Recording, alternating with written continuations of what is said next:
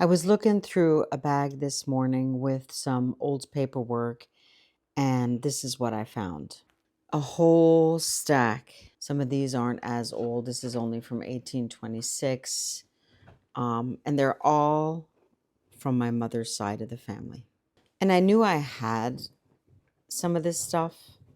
I just hadn't seen it in a while. It's the old German writing. I can read some of it if it's neat, but some of this isn't very neat. And this is super small.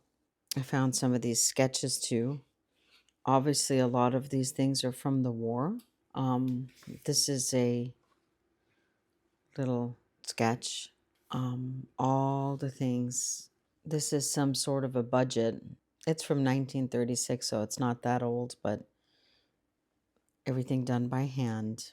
The old seals. My great grandfather was a musician, he was a tenor, and this was his men's choir album, and was his notes. And this letter, sadly, it's faded a little bit at the top. It's from 1790. But the main reason I wanted to come on today is this letter, which is clearly typed. It's not that old. It's from 1950. Mein liebes Ingelein. Inge was my mother. Lein is a term of endearment. Dein Bimbo. Bimbo was a good friend of my mother's. I remember him actually. And in the letter, and it's something that I really never connected to this degree, is that he wrote how much he envies my mother because after the war, she started exploring the world. She went to the University of Mainz to study languages, and then she went to the Sorbonne. And from the Sorbonne, she came to America and traveled ever since.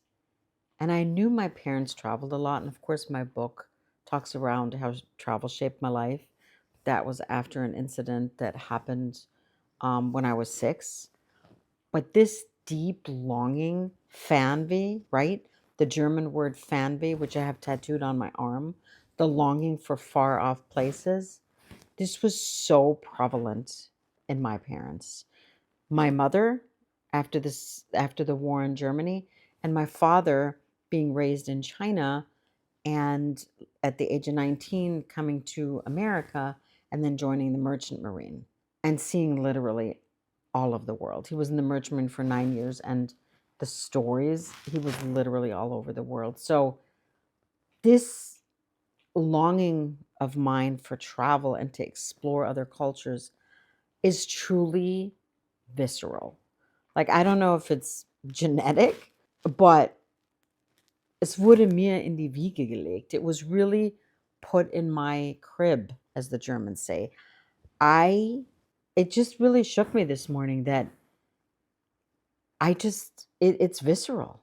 And I spoke to somebody yesterday that I'm going to collab with who does what I do, but she specializes on Peru.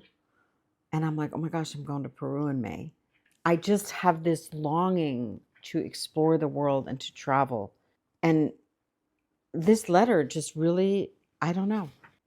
He says, über deinen lieben Brief habe ich mich ganz enorm gefreut und ich danke dir recht herzlich dafür.